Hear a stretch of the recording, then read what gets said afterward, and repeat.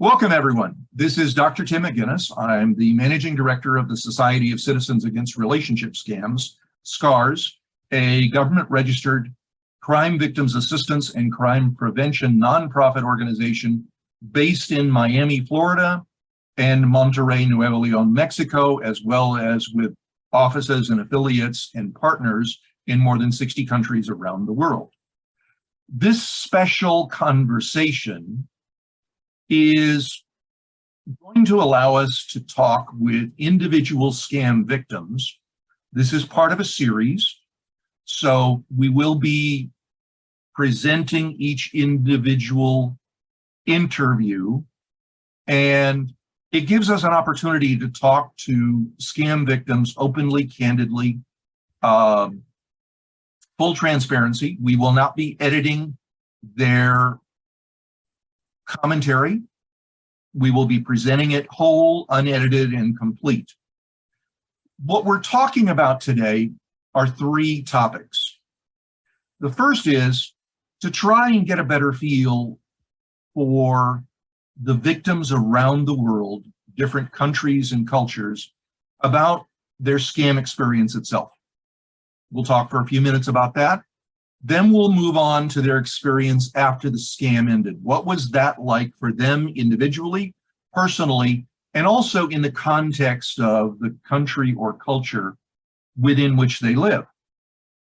And then lastly, to explore a little bit about the challenges of helping, supporting scam victims in different countries and cultures, the barriers that are in the way, the challenges, the opportunities, and to the extent that victims can find support services within those countries. All right, thank you for joining us, Janina from Poland. And as you know, we're doing these interviews to talk to scam victims around the world, not only about their experience, but also what it is like to be a victim in various regions and cultures around the world. So, Janina, maybe you can tell us a little bit about your scam experience. What happened to you, how it felt. Just tell us a little bit about how the scam worked, what happened to you. Okay, so my scam started in April 2017, just 3 months after I set up my account on Facebook. I didn't know anything about scam and scammers online, so I accepted every friend request I got. Among them was this one, American surgeon who was deployed in Syria and had lost his son, in small boy, adopted his adopted daughter from Libya, and so we started talking, chatting. But maybe 1 week later, he suggested to go, so leave Facebook and go on Viber, and since then we were chatting on Viber. So first money I sent him, quite maybe after 1 month, he asked me to help his daughter because he was in he had to have operation and he couldn't take out money that on war zone. So I sent some money to help this small girl, and then he promised to his contract with U.S. Army finished in July, I hope. He promised to come here and give my money back, and on the way to the airport, so some accident happened. He went to the hospital. His Syrian friend helped him, and his Syrian friend started to ask me for money almost every day, maybe night. And was this a business person or a fake military person? He was American. He was surgeon who signed up a contract with U.S. Army. He said something So, like that. so in other words, he was a fake soldier. Yes, generally, yes. So since he was in hospital, so his Syrian friend started to chat, not chat with me, but send me information about his condition and ask for money, much money. His treatment cost a lot of money. I didn't have so much. I took one loan, second loan, third loan, borrow money from my sister, and so after maybe 1 month or 3 months, he has been in better condition. So he promised to come here. Of course, he didn't come. Then second promise didn't come. All the time was in bad condition. So from time to time fall ill. So asked for money. I didn't have any. So I have to sell something like that. And at the end, when he promised to come and give me back all the money, and he didn't come, I didn't have any money, I refused. So he told me very rude words. He told me offended words. I was so hard, felt so hard.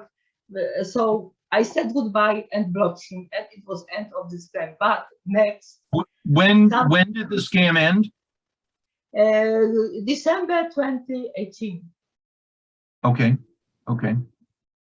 So, Yes. and by the way, did you send money by Western Union?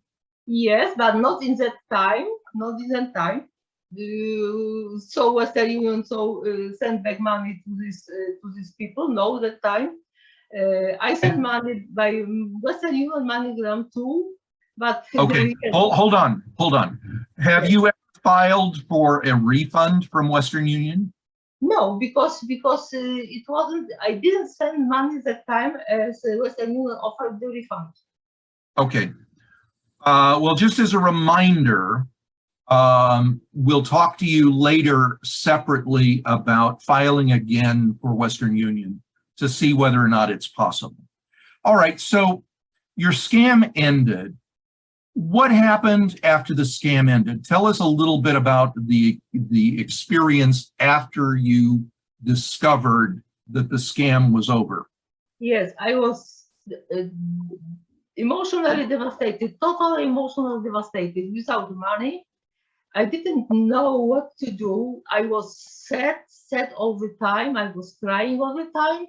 And the one thought I came always to me was so find job as quick as possible and start earning some money to pay off my debts But before that, I wanted to look for help, to be stronger, to meet people, to teach, because I'm a teacher.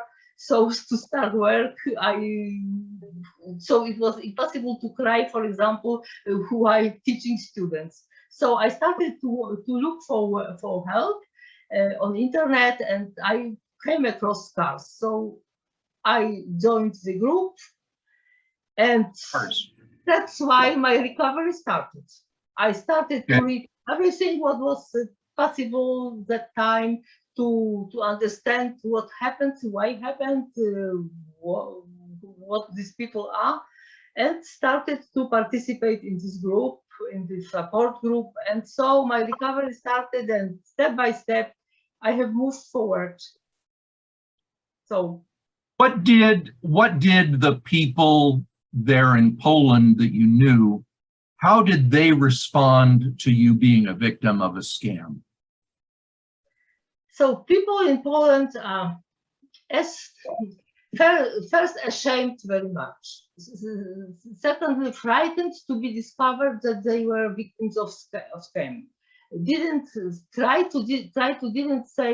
don't say anyone they were scammed. No. What I'm asking is about your friends and your family when. My family. So my family, I live with two sisters. They were with me. They saw me. What did I do? So it was time they warned me, but I didn't listen to them, of course. So after the scam, so they tried to help me a little bit with money, because I didn't have any money. I wasn't able even to cover the cost of living. So for some time they helped me. And at the beginning, only one friend knew about it. No, she didn't say anything. She didn't judge me. She didn't, for example, blame me. She didn't understand, I think, what happened to me. Like most people nowadays. Not nowadays, but most people everywhere. They didn't understand. And you reported it to the local police, yes? Yes. What happened when you talked to the police in Poland? Nothing special. So I told answered the questions, did what they wanted to know, so said them what they wanted to know, and nothing. They weren't, for example, so surprised that some such crimes happened. I think they are familiar with such crime, but I didn't ask them about it, of course. And you reported it back in 2018, correct? Yes. Obviously, in just these 4 years, so much has changed. Yes. Let me ask you, you've gone through recovery in our program, through our support and recovery program. And how helpful or successful do you think the program has been for you? Was very successful because thanks to the program, thanks to following the program, I have recovered, really. Emotionally recovered was the most important for me because I wanted to live, to work, to meet people, to go to school. So not be so sad, not feel like a victim. So it was really successful. I really got support and help, which helped me to recover from my scam. Really. Good, good. We're very happy that that happened. But of course, the big problem is that SCARS is an organization based in the United States, and we have our operation based in Mexico. So naturally, we support victims in English and in Spanish. We don't speak Polish.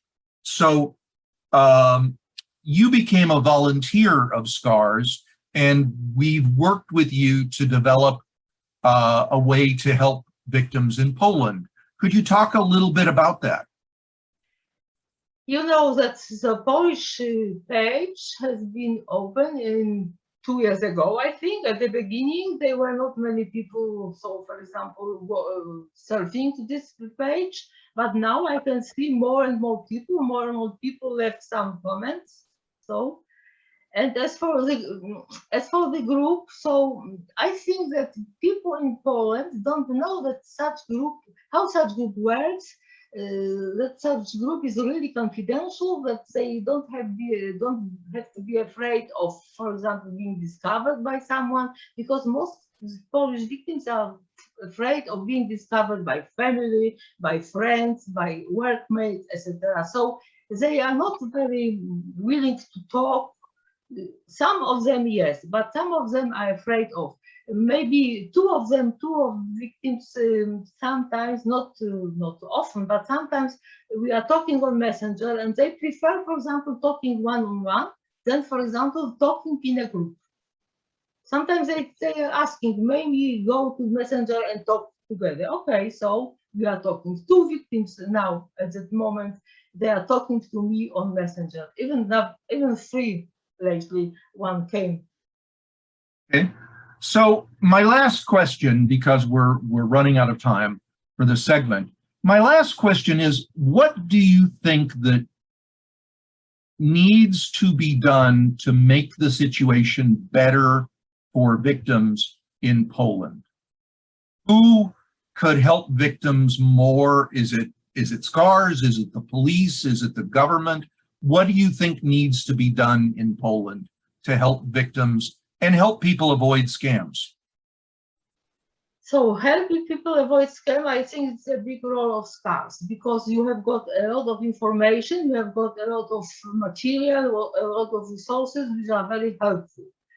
Yes, but most victims, generally thing which victims are really afraid of is money. But in this matter, I don't know. Now it's new post. SCARS has got new post, so Interpol has informed about such possibility to gain money back from bank if it is not too late. Right. Well, Interpol is not a police agency, so they can't help. But Europol and the National Police of Poland, they are the right people to help. So, and as you know, all of our SCARS websites do have a translation feature where the whole website will translate into Polish also.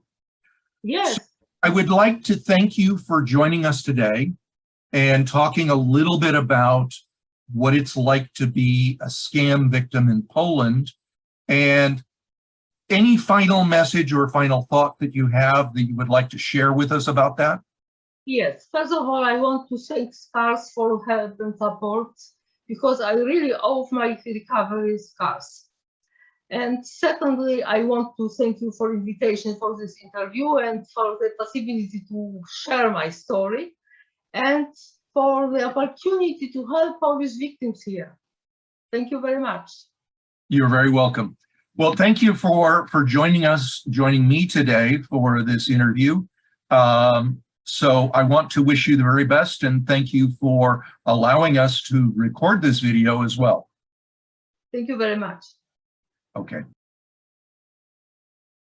I want to thank you for joining us today for this incredible interview and the insights and information about how scams work, the experience that victims face after the scam, and insights into ways in which both SCARS and society as a whole can make the process easier for victims and present better options for their emotional recovery after these events occur. This video is copyright 2022, Society of Citizens Against Relationship Scams, Inc. Thank you for joining us. For more information about SCARS, visit againstscams.org. To learn more about scams and scammers, visit romancescamsnow.com. If you're insisting on looking at scammer photos, visit scammerphotos.com. And of course, to report scams, report them to the Federal Trade Commission, to the FBI through ic3.gov, and on the SCARS portal, anyscam.com. Thank you for joining us today.